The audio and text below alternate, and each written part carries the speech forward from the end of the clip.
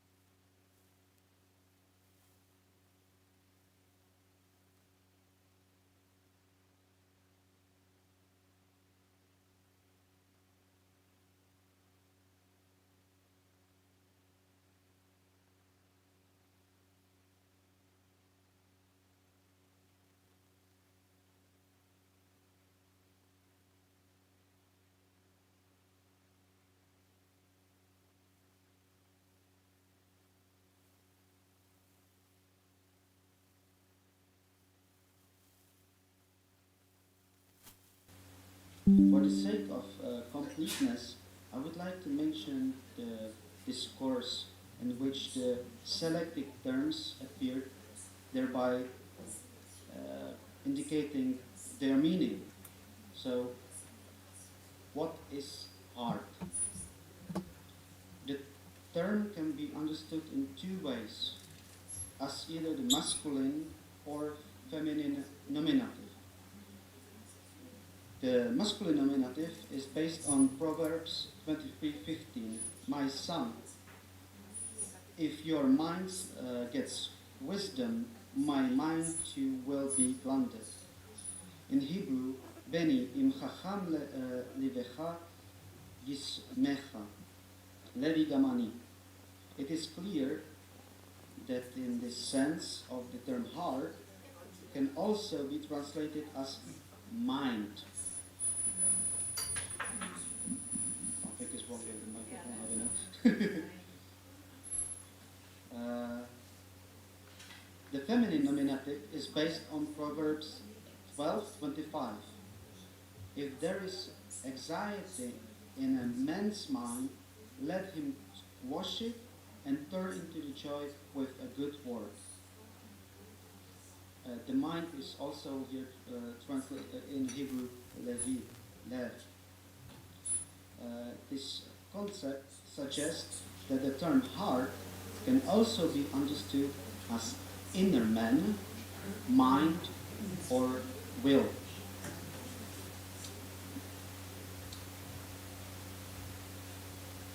It is interesting how we can understand the concept of the inner man. In the context of the entire book, it probably refers to some kind of inner transformation. This could be transformation in the way a person approaches thinking, so that they no longer violate God's commandments and sin. It is a different mentality, different mindset, a different will, if you want. It will no longer be the hardened heart of stone that we read about in Exodus 10:20. We could view the new heart of flesh as transformation of identity, or even the accusation of new one. The concept of a person's identity changing as a result of realizing their sin, guilt, and repentance referenced in numerous places in both Old and New Testaments. One of the famous passages in John 3:3 and 5, the verse 3:5. In this passage, Jesus tells Nicodemus that unless one dies, one cannot be born again. Unfortunately, Nicodemus does not understand. In a figurative sense, Jesus is talking about the death of the ego, of identity. To gain a new identity, as we see in Ezekiel 36:26, a person must abandon the old one or ask for forgiveness of sins. This is one of the main ideas of, for example, John the Baptist and Jesus' original thesis. The New Testament refers to Prophet Ezekiel in many places, and many of its passages are directly inspired by him. For example, John chapter 10, verse 11 to 18. Or, for example, stands out among the Gospels for its references to the shepherds in Ezekiel 34 and 37, chapter 37, verse 15 to 28. Also, the fundamental to our theme are 2 Corinthians chapter 5, verse 17, and Ephesians chapter 2, verse 3, which adopt the concept of a new heart from Ezekiel. Also from the Ezekiel chapter 11, verse 19 to 20, and our verses 36 to 26. As I have already said, the significance of repentance is important for acquiring a new identity.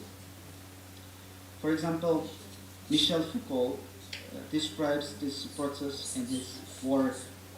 He describes repentance as a form of technique for the self, necessary step for acquiring a new identity.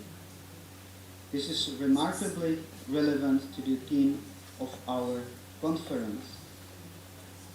Building on the previous thesis, Foucault argues that repentance, a practice rooted in the confession of sin among the early Christians, and also evident in the book of Ezekiel, is a form of dialogue. He follows Seneca in this statement, who introduced two important concepts, which is in Latin cognoscere de moribus suis and me causam dico, meaning that the accused confesses his crime to the judge, who is the accused himself. In the case of the book of Ezekiel, or the Bible in general, the role of the judge is clear. I am trying to demonstrate that the idea of the new heart, a transformation of identity, is necessarily linked to the technique of the self described by Foucault in his study of the discourse of repentance. I would like to emphasize that it is impossible to successfully overcome the violence that currently lurks around every corner without a fundamental transformation of society's identity.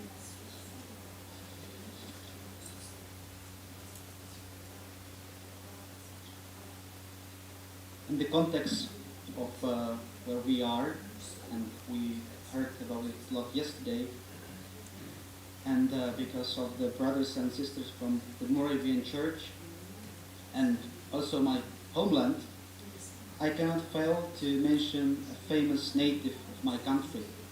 His name is Jan Amos Komensky, Johannes Comenius. He is known as an important reformer, teacher, bishop, philosopher, but above all as a pacifist. His resistance to oppression, his preservation of his faith, and his opposition to violence in any form can inspire us even today. Comenius was forced to leave his homeland in 1628 due to the violent recatholization, the Czech lands basically, recatholization of the Czech lands.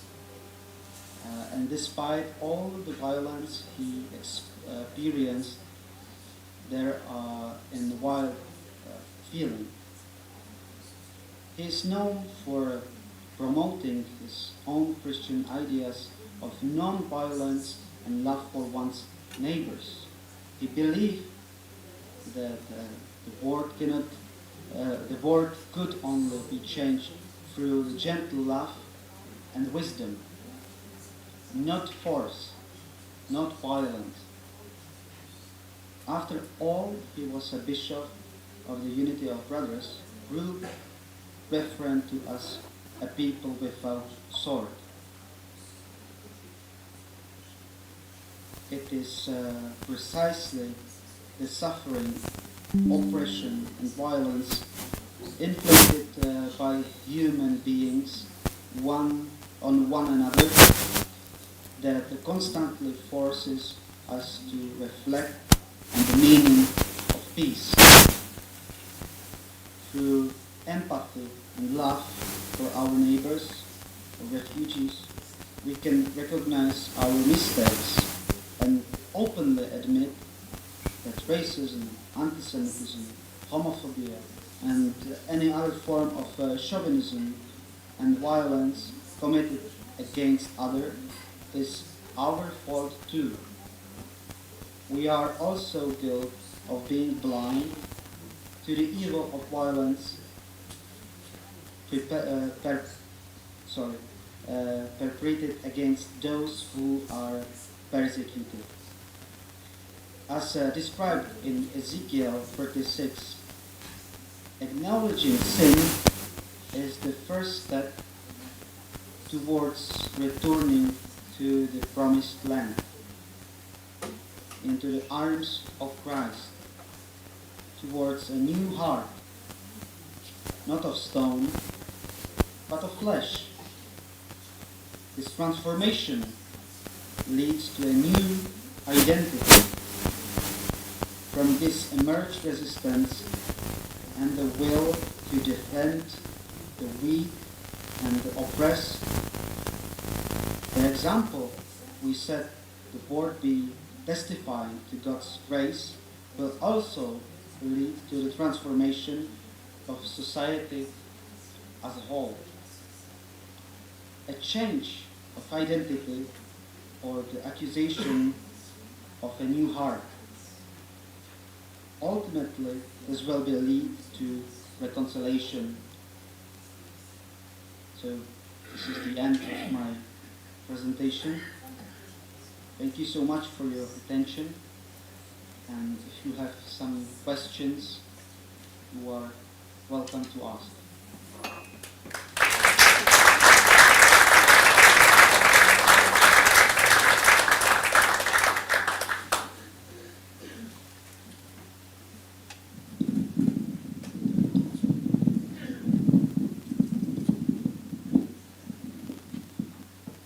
Danke, Roman, für deinen wirklich sehr tiefgehenden and interpretation of this text. And it really fits well with our conference. Would anybody like to say anything? Make a comment or ask a question? We've got a few minutes. I'm going to have to hand round the mic. We haven't got a mic in the room, otherwise please come forward.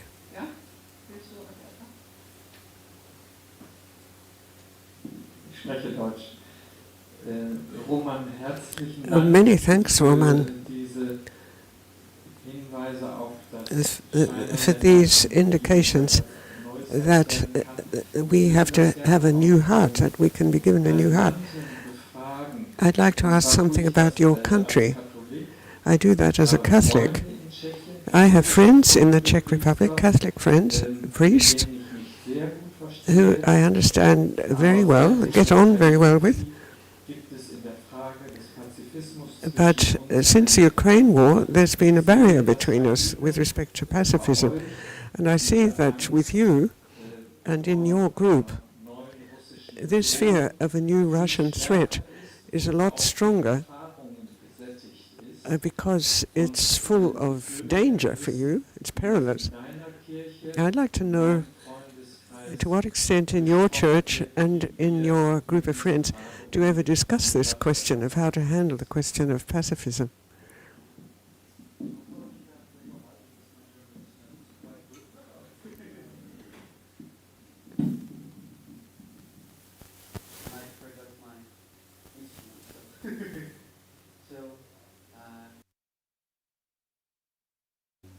Because my German is not really good, so I didn't understand quite good.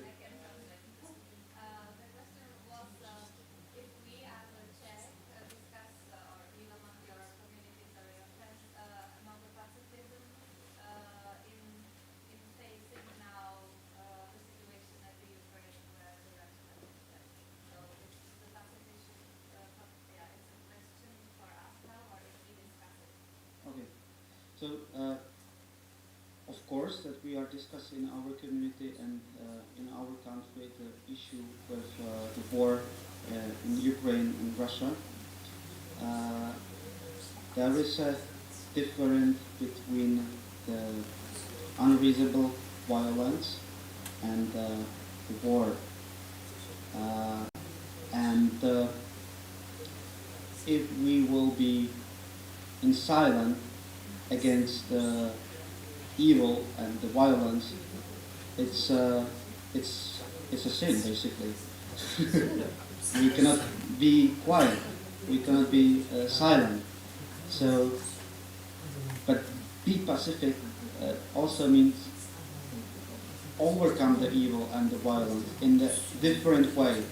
I mean, even the Comenius wasn't 100% pacifist. For example, what he asked from Swedish king and queen to do in our land, it wasn't pacific.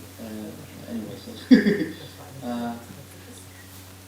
what I'm saying in my church about be non-violent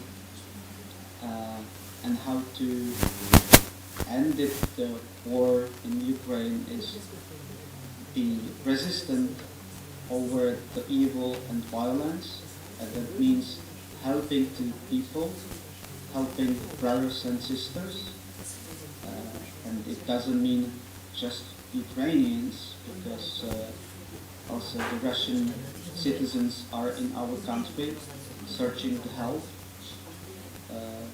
and everyone who is searching our help is our brother and sister. So we have to help them also. And the help could be in many ways. And the main core is not be silent. Because when we are silent, when we kept be quiet, it doesn't mean that we are not doing nothing. And if one of you, I cannot see you, but one person from our hospital, he told me that we have probably the 11th commandment. I don't see you. Are you here? My Bible. Anyway, he said that we have 11th commandment. That basically means that if you are doing nothing when you have to do something, it's also sin. So don't be quiet. That's what I'm saying to my community. Thank you so much for the question.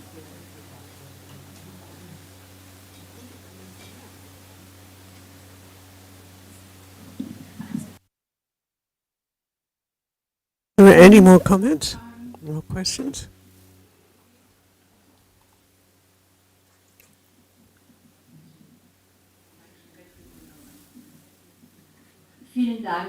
So thank you very much for putting for this indication. Wait a minute, please.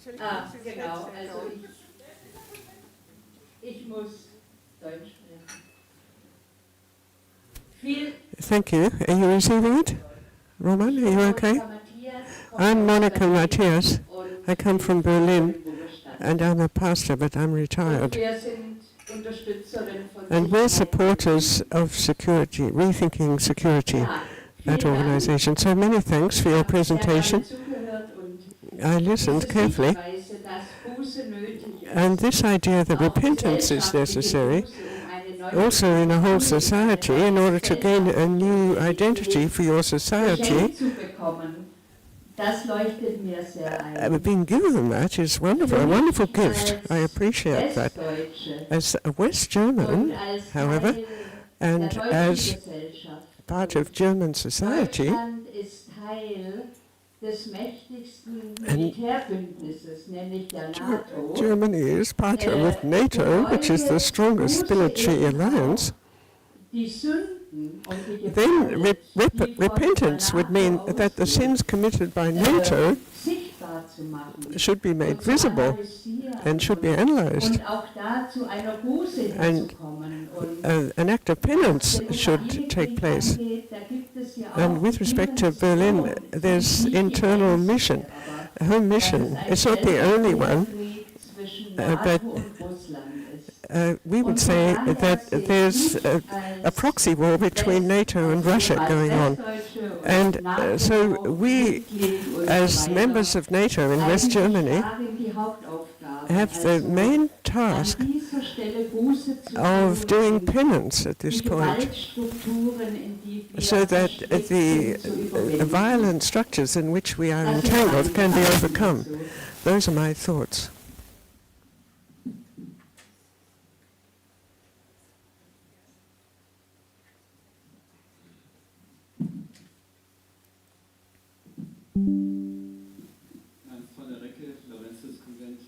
I'm a member of the Laurentius Convent. My name is Ernst. This idea of penitence is interesting. I think it's central. As a preceding speaker said,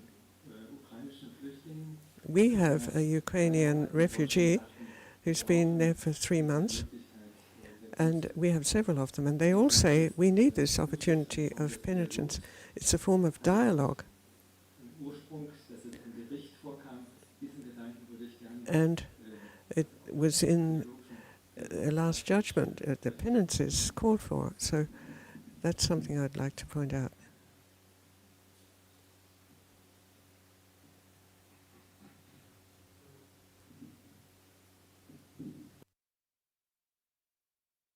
It was a kind of, I would say,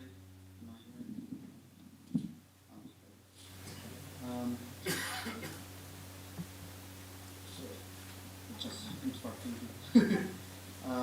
Anyway,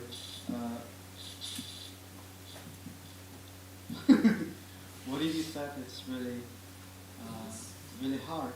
Like in a way, how we, like the Christians, who are trying to overcome the violence and the evil by non-violence. It's really quite a good question how to do it in our situation, in our work.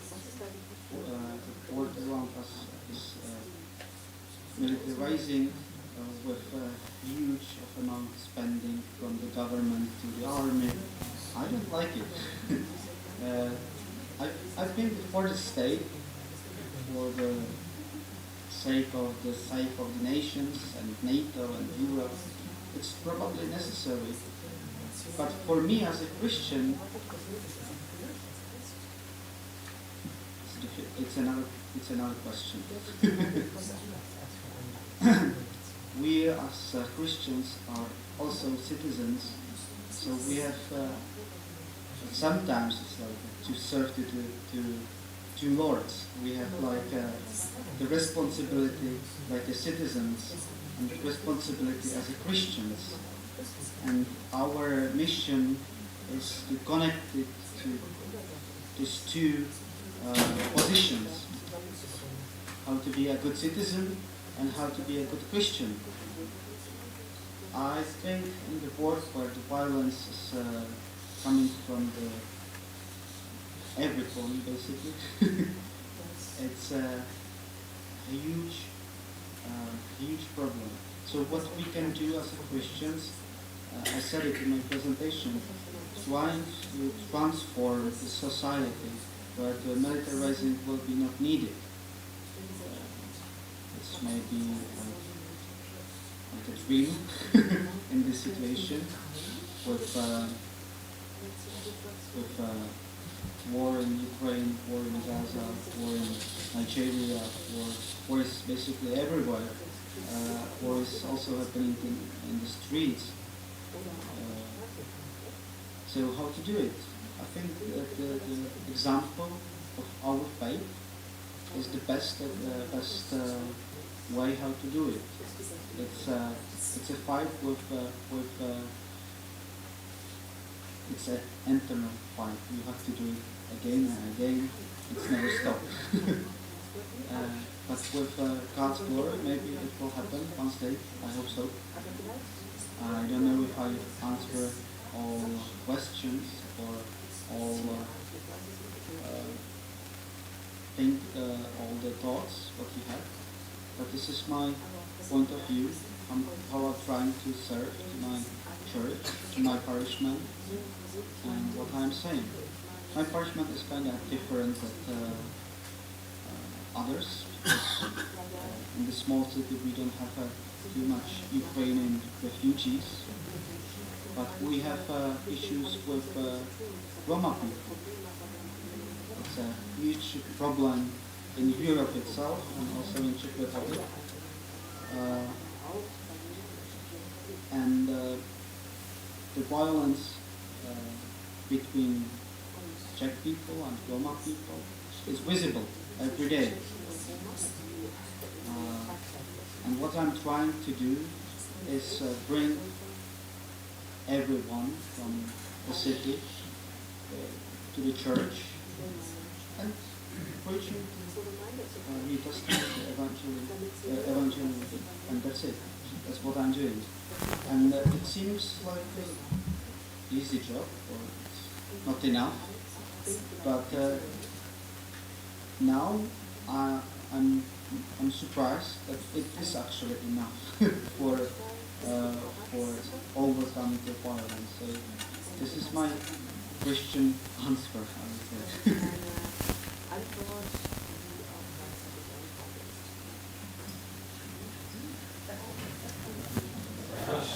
I just want to mention that we have 3 minutes. Yeah.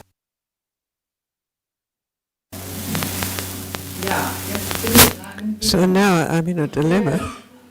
Hier oder Where- ja. Ja. Genau. Danke für den Vorschlag, dass The speaker says he's here the whole weekend if you have any questions to him, because we're running out of time.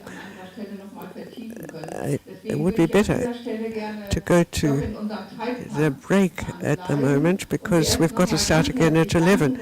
So first of all, I'd say a big thank you to Roman for stepping in for Hannah and for being so inspiring and thought-provoking. And Juliana, you've probably got a gift for you.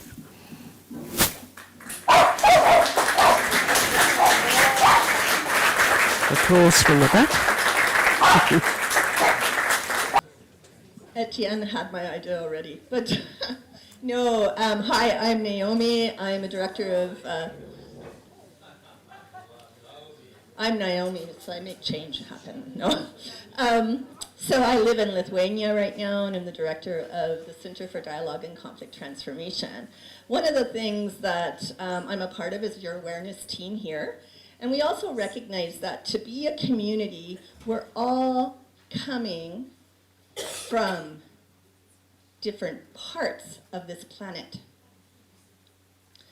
So as we go into the next little bit, we need to make sure that we recognize all of us in this room as being a part of the roots and the connections that are seeking peace on this planet. So I'm going to invite you very quickly, those in the front, to turn towards the back with your heads. And those in the back can keep looking forward. So maybe the first 4 rows, kind of turn towards the back just with your heads.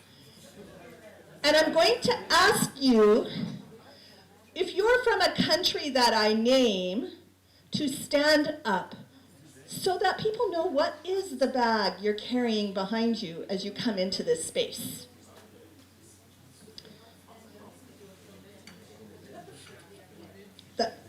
Okay, that's technical. Maybe, is it okay to stand up? Okay, just making sure. Okay, so if you are from Australia, please stand up.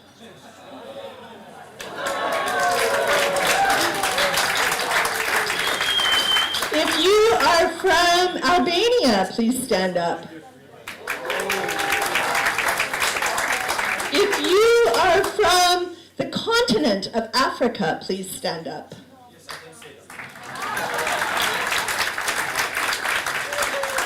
If you are from South America, please stand up. Oh, yay! We got one back there. She's just standing to stand. Now we're going to come a little closer in to the spaces here. If you consider yourself as being part of what was once known as Eastern Europe, please stand up.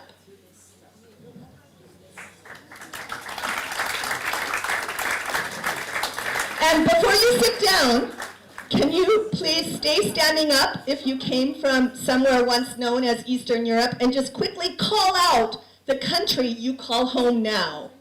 So,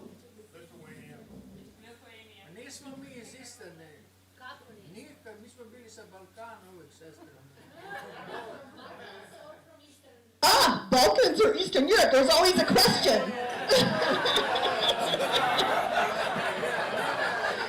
And Natalie? Belarus. Okay, so, and we have one in the back there. Okay. Okay, Ukraine. So just to know that we have lots of people from lots of different spaces. We're not done yet, don't worry. So those of you that are from the island of the United Kingdom. Okay. So and that island is made up of multiple countries. So I'm going to say England.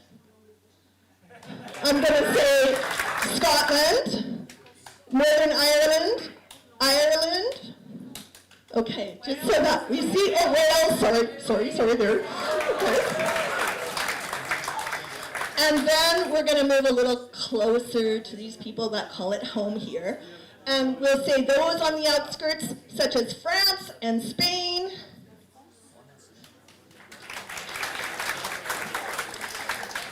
Those coming in from Amsterdam and the Scandinavian countries. From the Netherlands, sorry, not just Amsterdam. From Friesland. And then those coming in from, okay, Belgium, thank you. Italy. And then we have this Germany place. So, and then have I forgot, there are other places like Iceland? No, Switzerland? And then just to make sure we've named everywhere where everyone comes from. I know that we're in a world of migration, so you maybe came from somewhere else, but you're living now in a different country.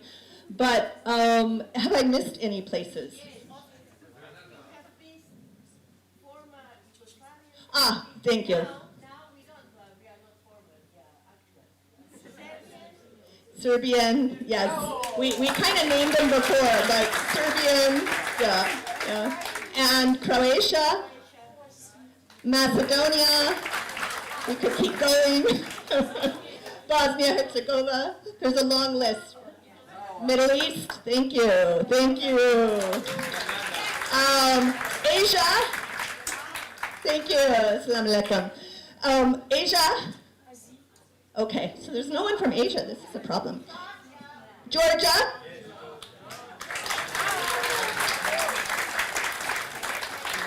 So we hope you feel most welcome.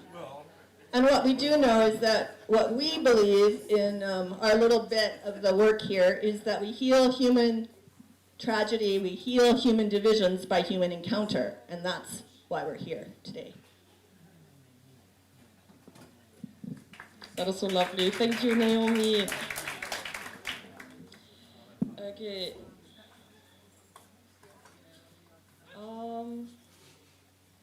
I received like 5 questions during the day. What are TED Talks? So, of course, it's lovely to have a little mystery, but we will resolve that mystery now. TED Talks is a format that has been developed in the last, I would say, 10 or 20 years.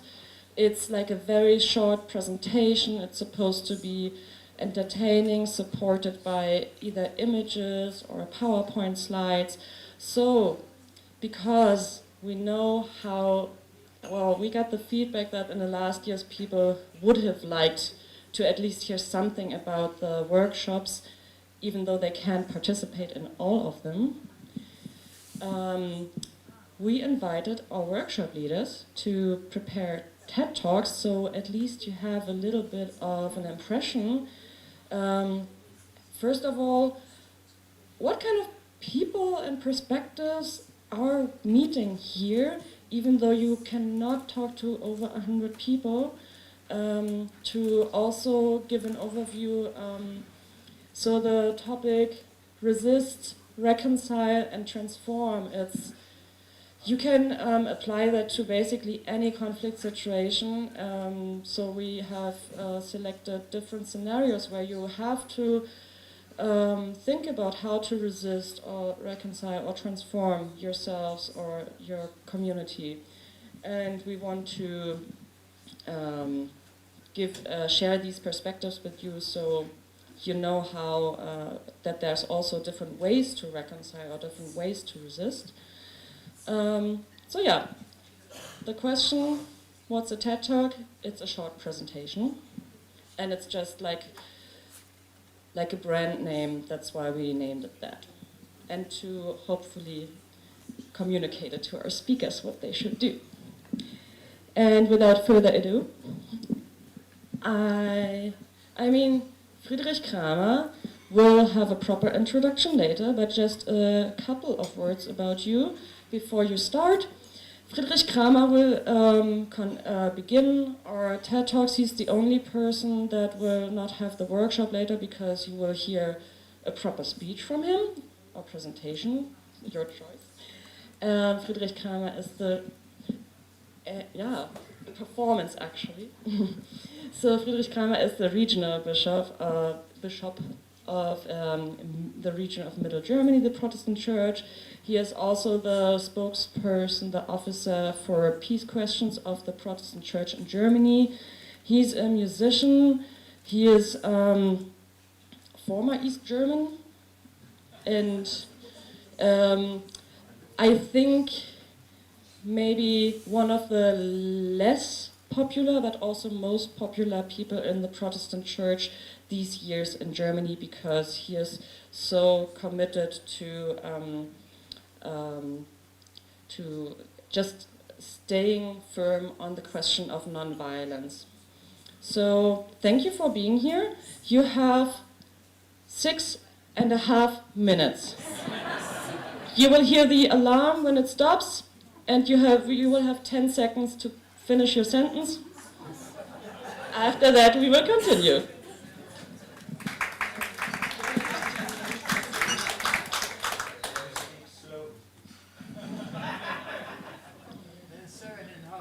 I have two information. Ich habe zwei Informationen. Die eine heißt, ich habe nur 6 Minuten. Die andere, da ich nichts Schriftliches mitgebracht habe, ich soll ganz langsam reden. We will test it.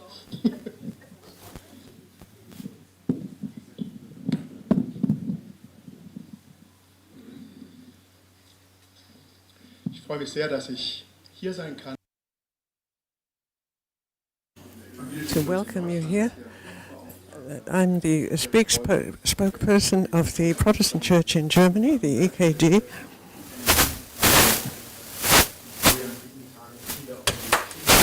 And of course, there's a lot of discussion about peace at the moment. There's also a memorandum on peace that's been prepared.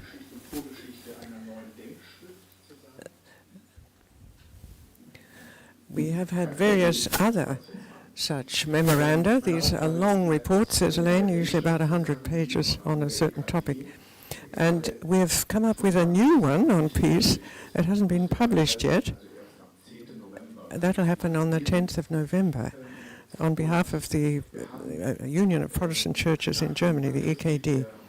And because of the great debate going on about the attack of Russia on Ukraine, and certain people were populistic, more on the Putin side, and so there's quite a lot of political standoffs here.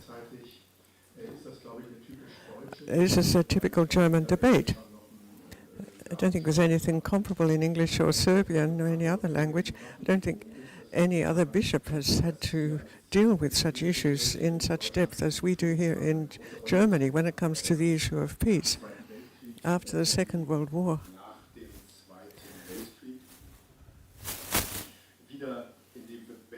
After the Second World War, Germany was trying to get back into the world community, of course, and had to go through steps of reconciliation, and the whole discussion about rearmament in Germany was raised. And the two-track decision of NATO in the 80s, which was about armament and disarmament at the same time, and the peace revolution that took place in the eastern part of Germany, all of this has been very special for Germany, and this means that we have two wings in the Protestant Church. One's very traditional, as is usual in the Lutheran Church, to say that pacifism is a private matter, it's your own business, it's not relevant socially. And the other lot say it's most important, we have to discuss it. And that's the issue we take up in the memorandum. And I have formed a workshop and producing a text that's a continuation of the Peace Synod in Dresden. And we've been thinking that we'd like to have a consultative process in this whole memorandum. In the past, a few experts sat together, closed the door, and wrote it by themselves, professors usually. And this time, we've had a consultation process. We've had 4 conferences, and various persons have been mentioned for that, for the workshops. And there's been a very intensive exchange. And after the first draft, there was a process of concentration. And different people were asked, including Antje Heider-Rottwilm and others, to get involved and to give their opinion. As pacifists, we are listened to. That's good to start with. It's not the case to get the whole organization to write it all down as their own. With a memorandum, it's difficult.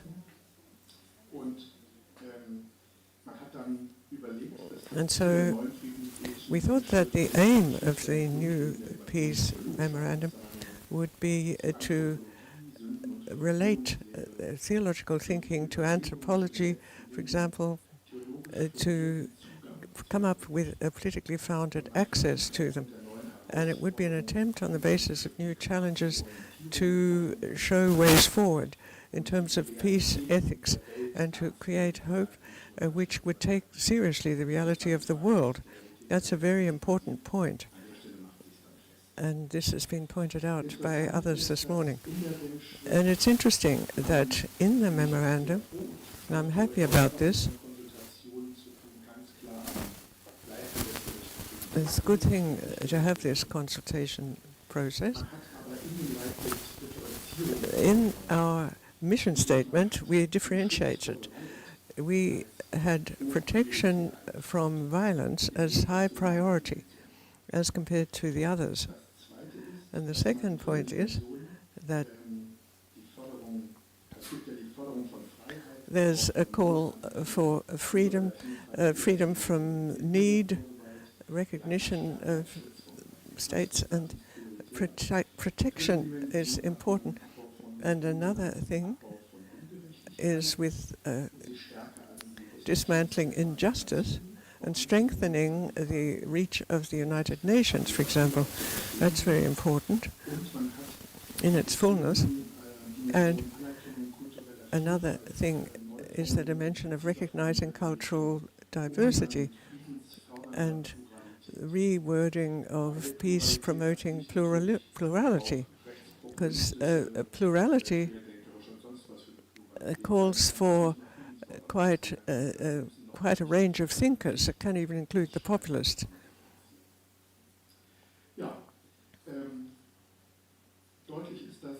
So it's clear, and I've got 4 points. These play a role.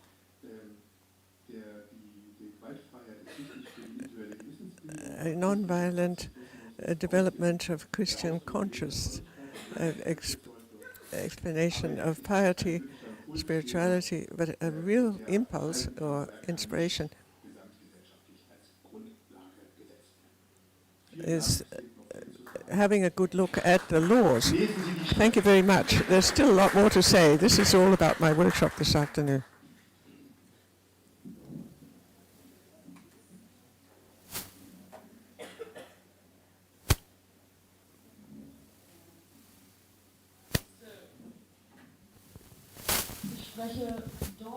I'm going to speak German at this point to make. We have 2 questions after your talk, and the rest will be dealt with elsewhere. First of all, the question is, would anyone else like to ask a question? 2, please come up, and I'll hold you the mic.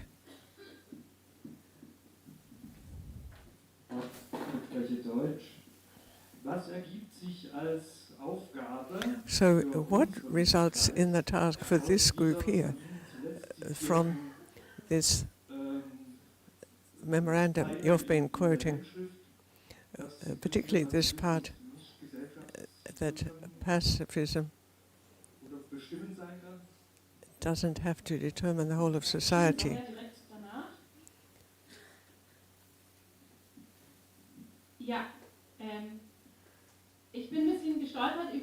I'm a bit surprised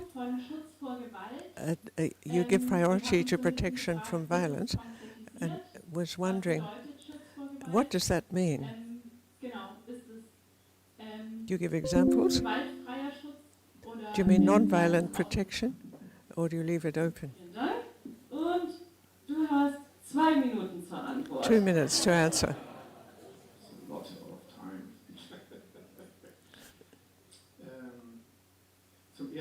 Well, first of all, it means that the pacific position, the peaceful position, is recognized. It's appreciated, because Christ was non-violent. Just to make that clear. What that means politically, in terms of peace ethics, that is spelled out. And that's why we have this document. And I think we've got enough material to discuss, to raise the question. By protection from violence, I mean, it means the question of asking whether you turn the other cheek or whether you hit back. It could mean investment in readiness to defend the country, civil defense, for example, all kinds of things. So you see, it goes in that direction, and we make a loop, if you like. The basic intention should be sensed at least, but we sense that we've spoken to each other.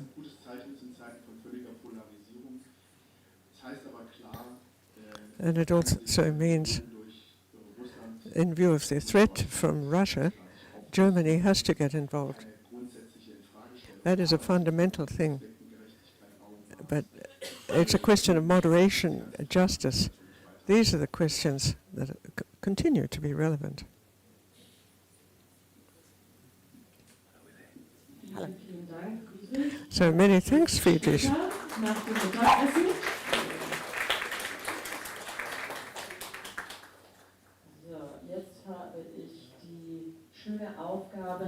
Now I have the nice job to ask our next speaker to come forward.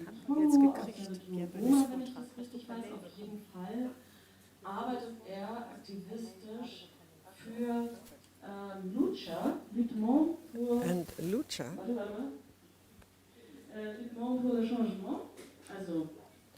is going to speak French.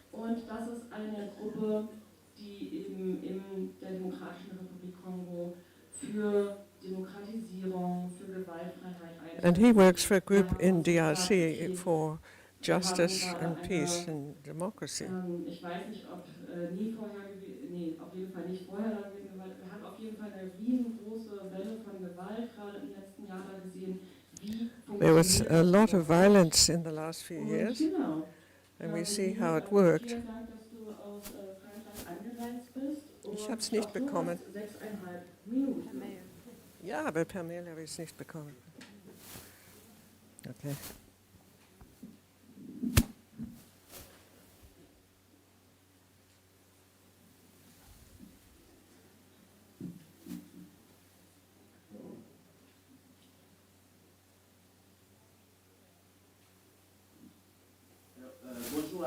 Well, good morning.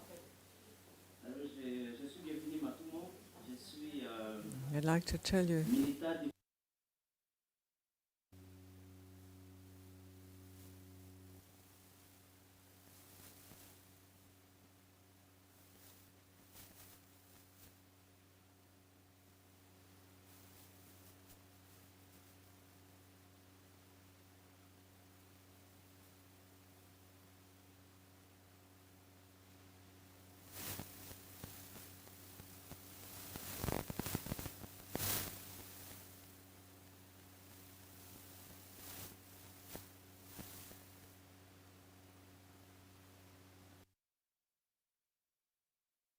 Die Wahlen sind sowohl 2018 als auch 2013 gefälscht worden.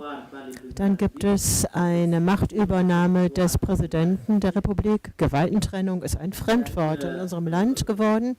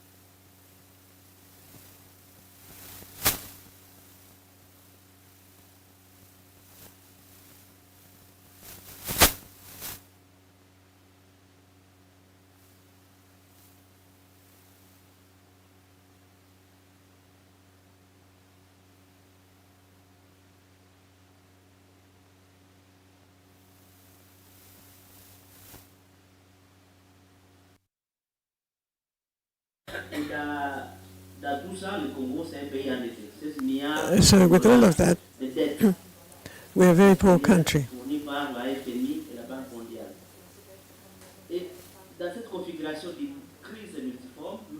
And because of this crisis, then, we've suggested that we should have non-violent action as a response.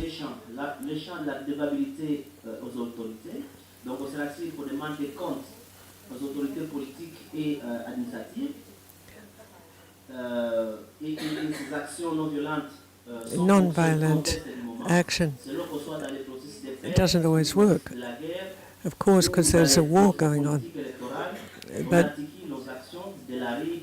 we try to make it work. We have marches, for example, demonstrations, other kinds of ways of telling the authorities that we are against what's happening.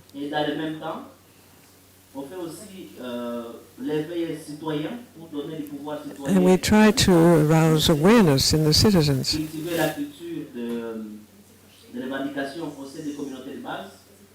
And we have base church communities, for example, and inform people about what can go on and how they can react. These are the actions that we plan very quickly. Young people, for example, at the university are appealed to. Even school children get involved. Even older people, they've got a role to play.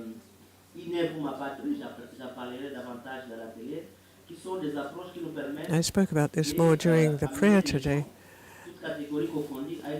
Even older people are animated or are looked after in groups so that they don't feel so lonely in society.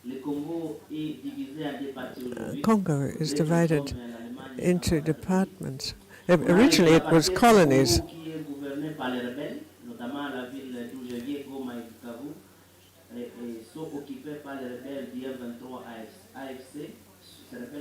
And bits of it are occupied at the moment from Rwanda. And on the other hand, we have a part that belongs to the government.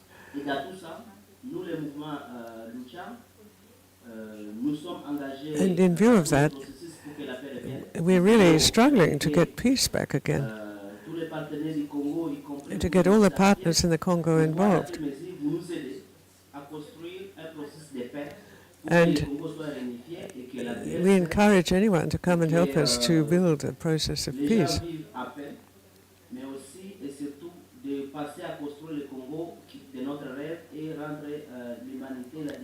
And above all, so that the Congolese can regain their dignity. Solidarity is our motto.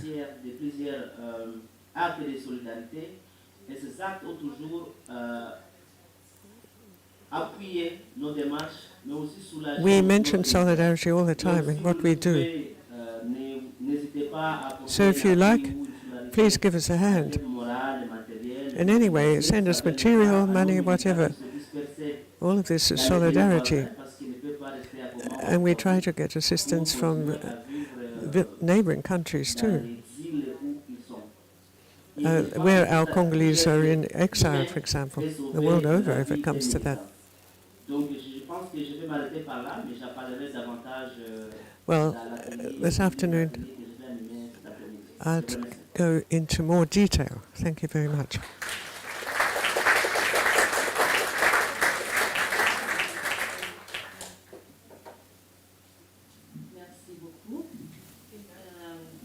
We have time for exactly one question, but everybody except for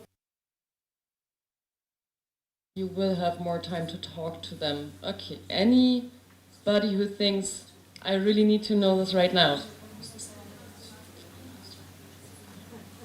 Okay, yeah, come on.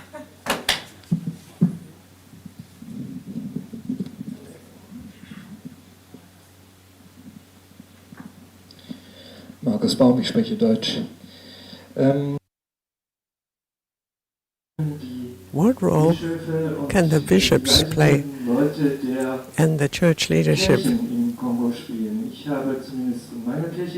In my church, at least, the Methodist Church, I heard that individual militia leaders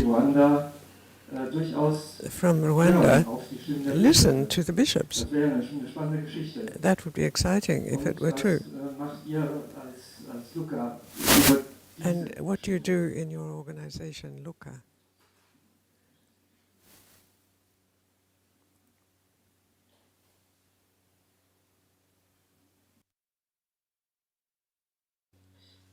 Les évêques au Congo jouent un rôle essentiel depuis les années 90. Ils ont été impliqués dans plusieurs processus de paix ou de dialogue au Congo. Et pour le cas in case of the war, they've taken initiatives. They've tried to organize a national dialogue. And they're going to bring together all the different actors, the governments, civil society, NGOs, and the local community in the regions that are most involved, because they don't want it to fail. At the moment, they're mobilizing. And thank you for your question, because that's appropriate, actually. We're working with them. And we hope that the government in Kinshasa will listen and will bow to this authority, if you like, of the church. And realizing that it all comes from peaceful voices. So the bishops play an essential role. Thank you. Okay, you will have bienvenue Massimo, and thank you, and looking forward to. Now we have Mariana Eisenkohl and Maria Paninski. Please come up and let me introduce you quickly. So you can already stand here so we see you.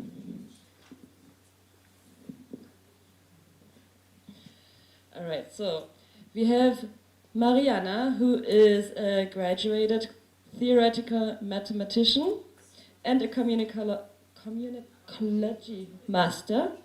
She's the member of the Serbian Journalists Association and of the International Association for Religious Journalists, and she's a member of the Roman Catholic Church.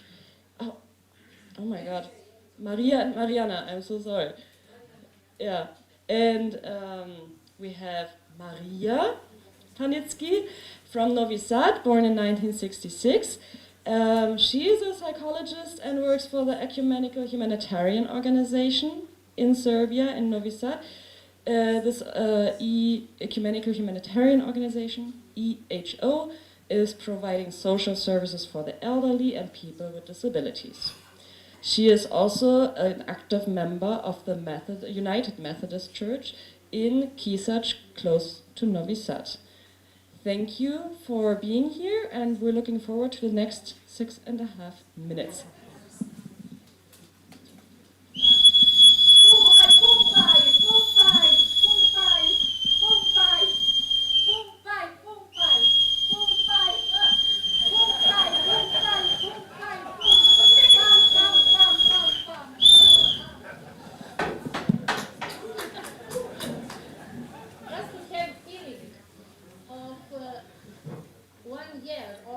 Being on the street with this hand. Blood hand is a symbol of our protest in Serbia, so we would like to introduce you and to take you to Serbia. Yeah, and this whistle as well with the bloody hand. It doesn't mean that we have bloody hand, but we are against it. I would like to... I please for first slide.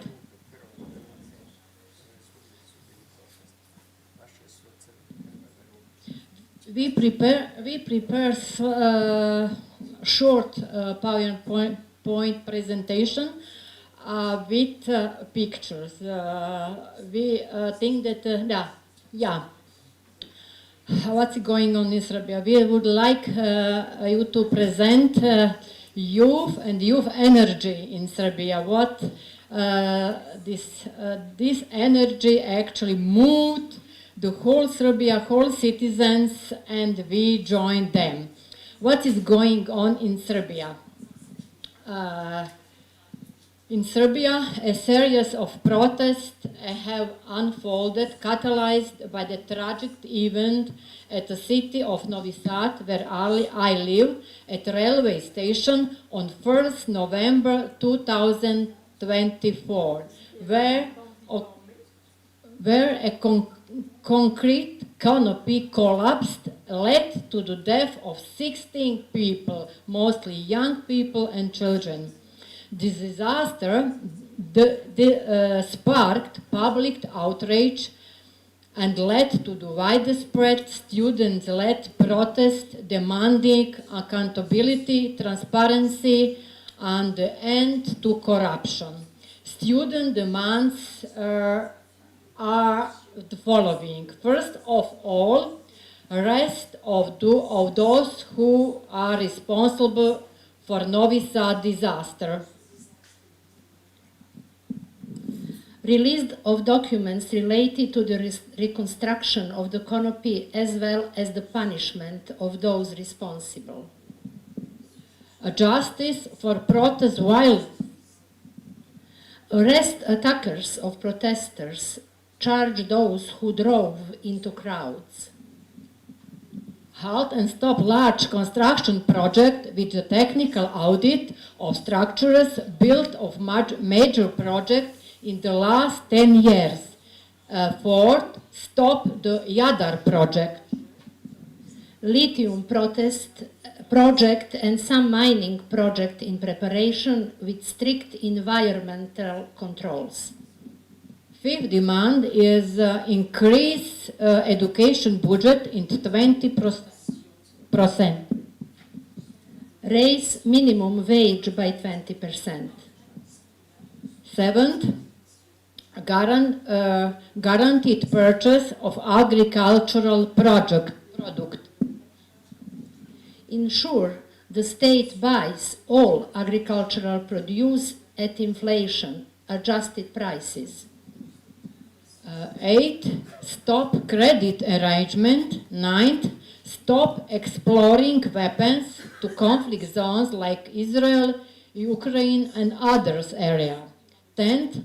form an expert commission for air pollution in order to reduce pollution. Second slide.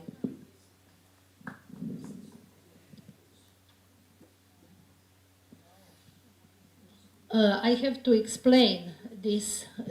Those are students going to pilgrimage to Europe, to Strasbourg, and I am very proud. This guy in white t-shirt with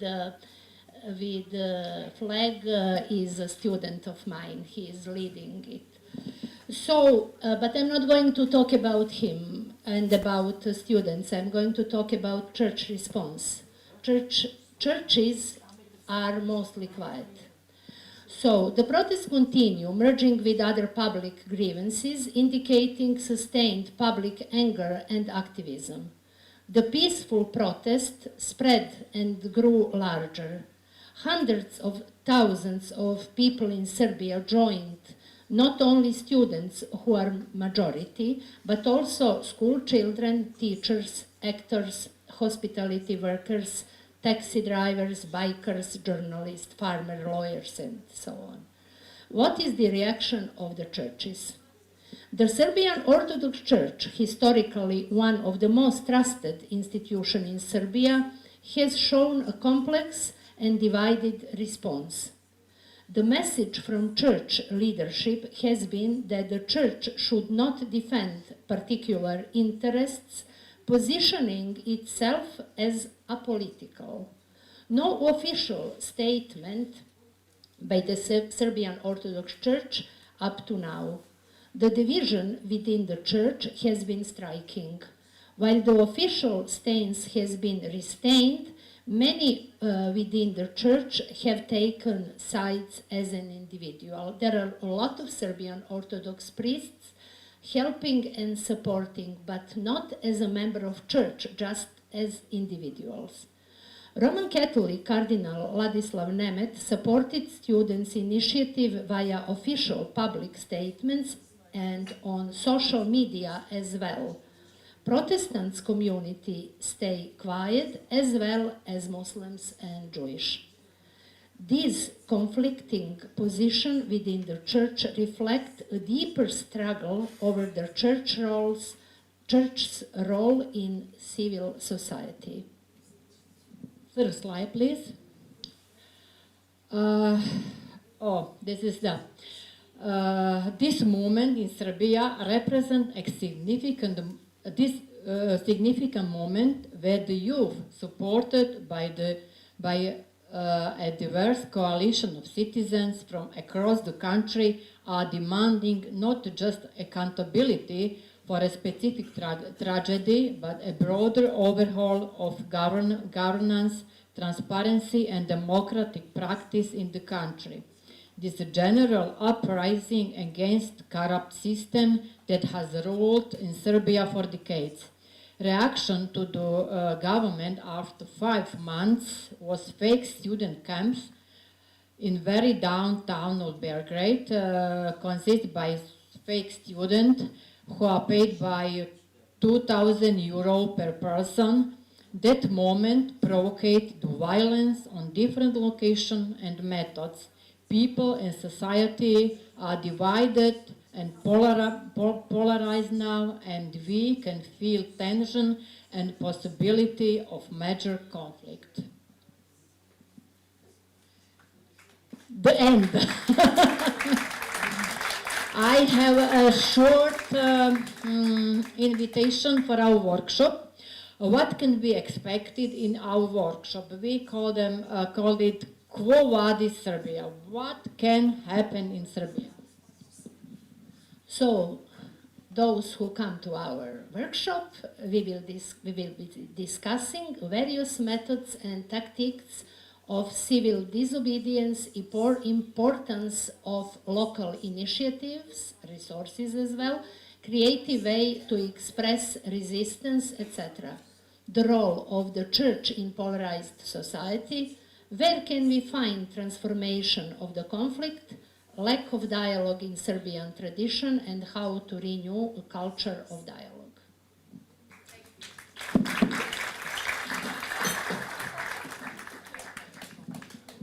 Thank you so much.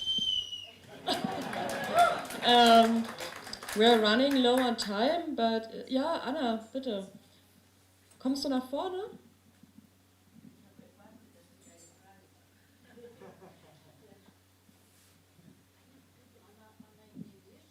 Deutsch. Ich spreche Deutsch, bin Anna Raffay aus Kroatien. Ich komme. I'm going to speak for the faithful for peace, believers for peace, and tell you about our theology students in Belgrade. They suffer under the fact that they're detained without support. I have to say that in Serbia, they hope that peaceful violence can help. That's why they've been demonstrating all the time. So anyone who has contact in political bodies, even church bodies, please place pressure on the Serbian government so that they can be just. Because the present president is a master of propaganda, and it's very difficult to have normal elections. So if you have any contact with Serbia at all, please apply pressure, even on the EU, so that it can support the greatest non-violent demonstrations in Europe. For over a year they've been demonstrating. We in Croatia can't do very much because we'll be labeled immediately. We do try our best. But if anyone has any clout at all, please use it, because it's terrible for the students what they're putting up with.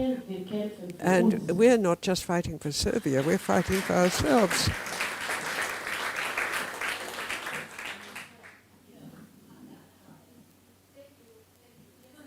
Yeah, they are thanking Anna for that demand.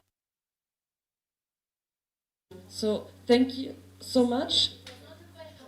No, it was more like a, yeah. And yeah, you can learn more about Vucic, but more about actually the people who have to live under Vucic later. Okay, so now we come to our fourth presentation, run by Jeva Ruke from Lithuania. Can you come up, please?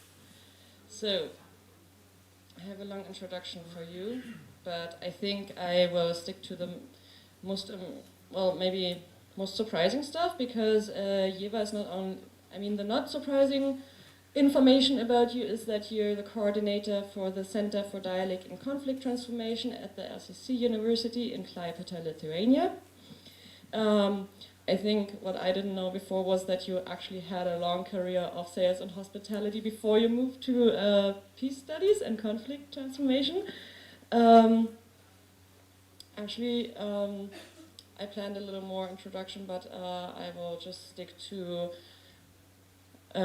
telling you she's a really cool person, a really interesting and motivated person, and I had the chance to prepare the TED Talk with her, so you're up for something good. The topic is trust building and democratization by linking civil society with institutions. Welcome.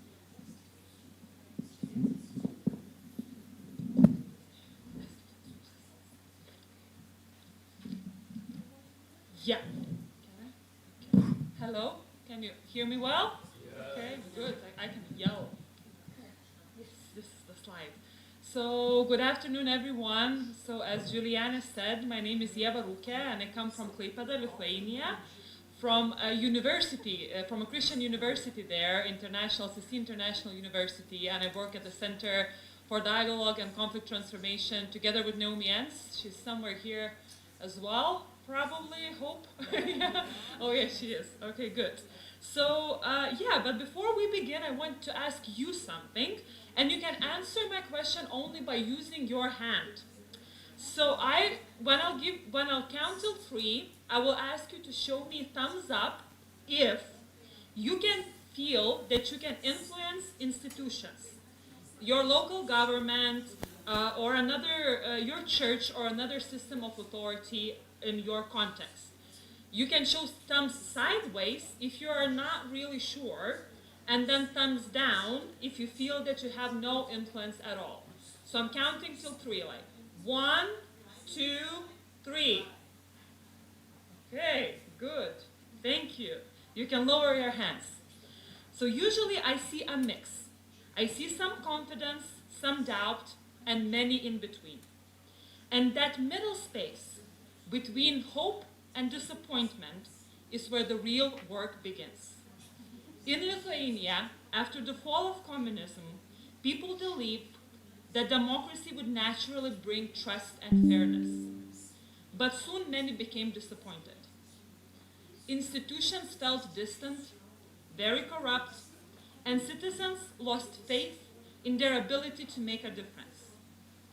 This kind of tension many of us know, not only in politics, but in the churches, in NGOs, and even the peace work itself. This is the space between believing that things should change and not knowing how to make that change happen. So okay, we'll go back there in a second, but if we talk why trust building matters, so let me tell you, trust is the foundation of democracy. When citizens lose confidence in institutions, they stop participating. Voting declines, civic engagement drops, and democracy becomes fragile. Civil society plays a crucial role as a bridge between the state and the citizens. Sometimes NGOs act as watchdogs, pushing for accountability. Other times, they partner with institutions to co-create solutions. This creates tension. When do we push for change? And when do we step in to assist in making that change happen? Both roles matter. Both roles are equally important. Research in Lithuania shows that rebuilding trust requires a balance between the critical voice and constructive cooperation. Lithuanian scholars emphasize that trust in public institutions is central to democratic resiliency. Without it, citizens disengage and civil society weakens. So let me show you the roadmap of the workshop I will be leading this afternoon. This image shows a journey that many societies and institutions go through. It starts with a hardening, when systems become closed, rules replace relationships, and people stop being heard. Then comes resistance, when citizens, communities, or faith groups begin to speak out and demand something better. Next is reconciliation, when dialogue begins, often fragile, often slow, and finally the transformation, when trust starts to return and people and institutions begin creating solutions together. But it is not an easy path. There's always tension between pushing for change and making that change possible. If we push too hard, systems close up. If we move too gently, people eventually lose hope. Peace builders, in many ways, lie right within that tension, between urgency and patience, between resistance and reconciliation. So during the workshop in this afternoon, we will look into an example on how volunteering programs with prisons and probation services can help build trust between civil society and institutions. We will explore how volunteers gradually gain credibility, how officials begin to see citizens as partners, and how these small interactions can strengthen collaboration and mutual understanding over time. So what it will look like in practice. So we will look at how similar processes might happen into your contexts, whether that's in faith communities, local institutions, or post-conflict settings. We will discuss where do you see hardening, what kinds of resistance or hope exists, and what small practical steps might open the space for cooperation. You don't need to come with any grand solutions, just curiosity, honesty, and your own experience. So my hope is that you will leave with few new ideas, a clearer sense, how trust building can support the work you are already doing as peace builders, and I will be very happy if you will join me. Thank you very much.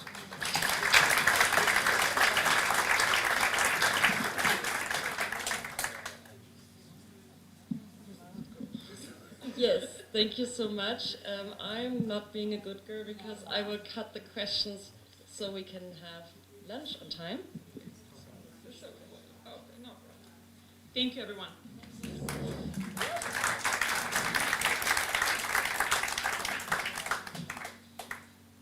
All right. We have two more really interesting topics, and one of them, actually I will switch to German, because, ja, genau. Georg, komm gerne schon mal nach vorne. This group come up. This is Ostritz Peace Initiative. Ostritz is a place.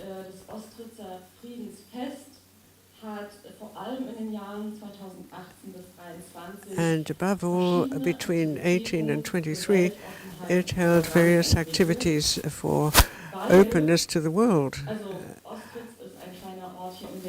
It's a tiny place very near here. And there was a festival in the town where they had a stand and played a prominent part. And the patronage was taken over by the town. Georg himself is an educationist in the Kloster Marienthal Monastery, and he's going to give the TED Talk. Thank you, that's nice. I'm also looking forward to the initiative and the fact that I can be with you.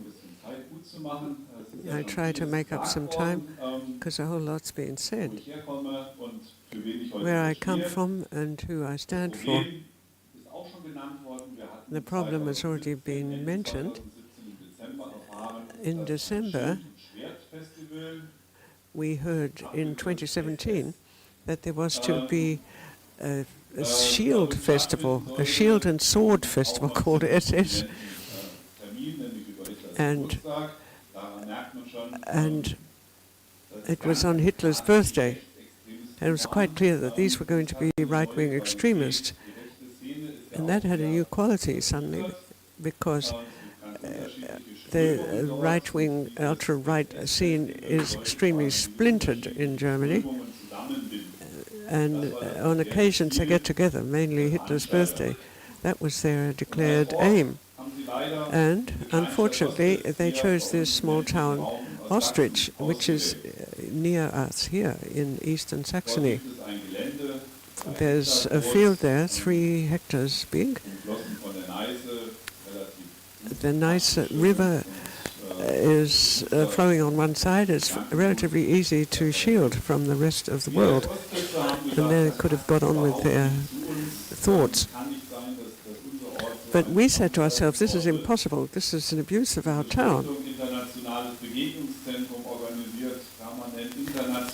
Because we have a foundation called International Encounter that permanently organizes different kinds of meetings. So we immediately founded an initiative to counter this. And at the same time, then, as this SS festival was taking place, we ran a peace festival on the marketplace. We thought out what to do, and more people got involved and wanted to support us. There were 3 sections. First of all, the city supported us greatly. Secondly, a group of volunteers who were extremely energetic and used all their connections in the church and society. And then was our foundation for International Encounter Center. And it was a wonderful festival for peace.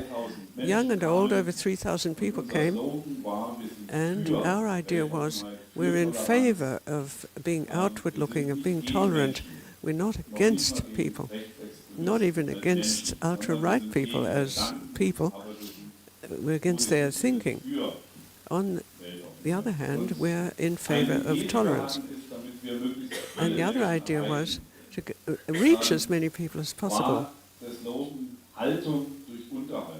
And we used the motto, physician through entertainment, to play on words in German.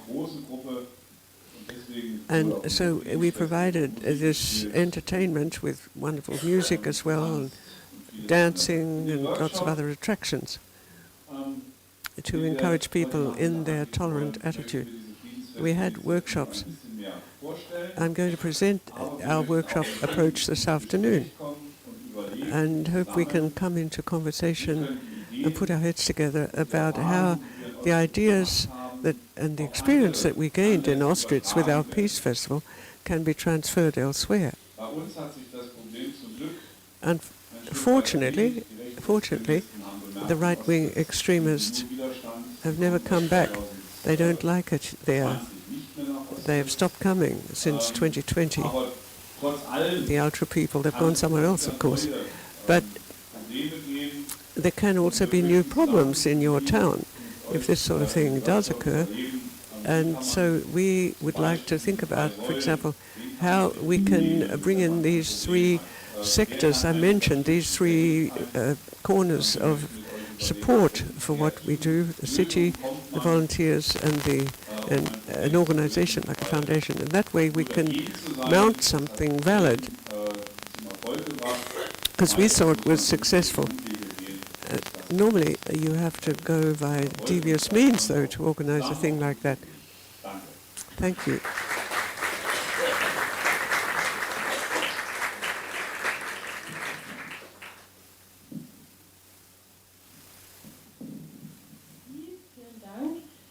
Thank you.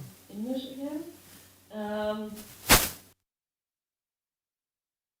Coloring anything, but I think the main reason why I thought of Auschwitz is one of the really creative strategies how they pushed out the Nazis from their town, and it is that one year they bought up all the beer of the town, so they just kind of ruined their festival. And so yeah, if you're looking for creative strategies, like creativity, but also actually strategies and tactics, you should actually go to their workshop. Okay. He's asking if there's any beer. You have to talk about that in lunch break. Last but not least, we have Natalia. You are already in this. Natalia is is an Orthodox theologian. Thank you for being here, and you were promoted. You got your PhD at the University of Bonn here in Germany. She coordinates the initiative Christian Vision, and originally from Belarus. Anything else you can tell yourself in your workshop, and thank you for being here. I'll give you the mic.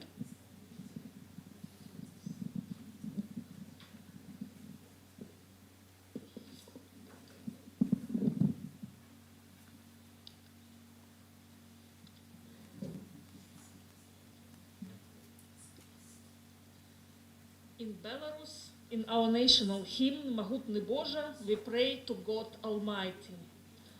Over Belarus, so quiet and bright, scatter the rays of your glory. Written during the war, it is not about victory, but about patient work, silence, and peace, the ideal life of Belarusians. A people so gentle, so humble, that they are sometimes seen as overly tolerant, even submissive. In 2020, this song about peace and quiet turned out to be so powerful that it was forbidden to be sung. Instead, the official anthem begins, "We Belarusians are peaceful people." Convenient for the authorities, it turned peace into obedience and calm into fear of speaking out. Yet, it still resonated with Belarusians whose longing for peace came from the deep trauma of war. Those peaceful people have been living under fear and repressions for years. After the protests of 2020, thousands were beaten, tortured, and imprisoned. Priests were detained for praying and preaching. Women with white flowers were thrown into police vans. Students and journalists lost their jobs and fled the country. The state turned its violence inward, against its own citizens, long before it helped to export the violence beyond its borders. And later it was those same peaceful people whose land was used to help Russia invade Ukraine. From our soil, missiles were launched and tanks rolled south toward Kiev. Now Belarus is fenced off. A minefield to the south, a 5-meter fence topped with barbed wire to the west, and the sky closed to civilian planes, yet open to military ones. This is what peace looks like today in Belarus. My name is Natalia Vasilevich. I come from Belarus, a country where faith and courage have been tested in the hardest ways. I coordinate a movement called Christian Vision and the project Christians Against War. Together with my colleagues, we supported the peaceful protests in Belarus and always stood for non-violence resistance. In 2020, we went out to the streets of Minsk with icons, Bibles, and rosaries in our hands. We prayed and sang together, called to stop the violence and remembered its victims. We believed that moral strength, solidarity, and white flowers in our hands could stop the machinery of repressions. But we were wrong.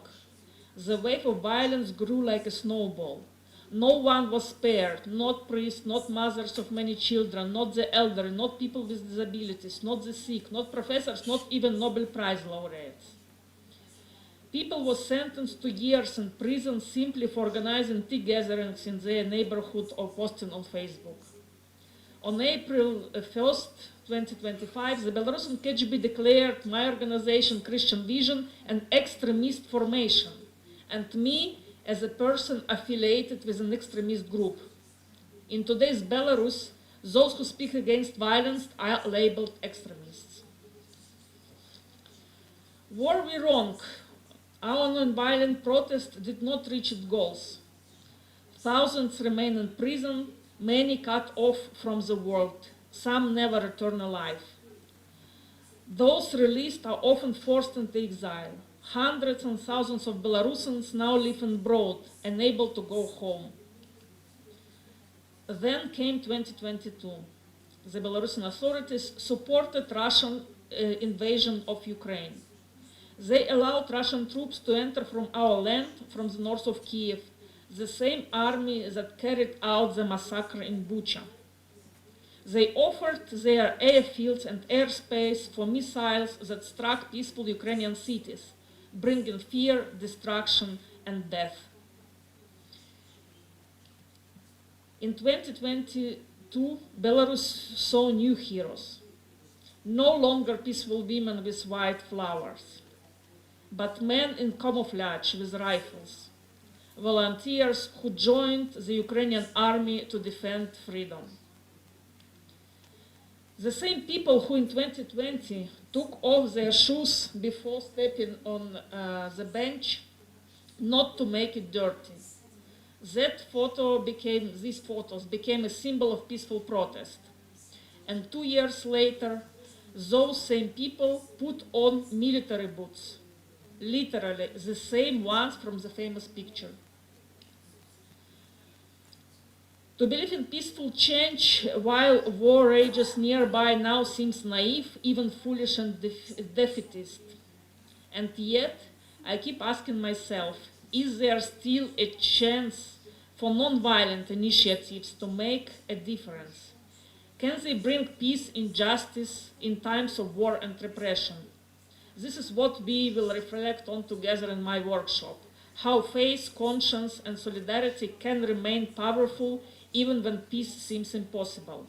Because peace is not weakness, it is the hardest form of courage.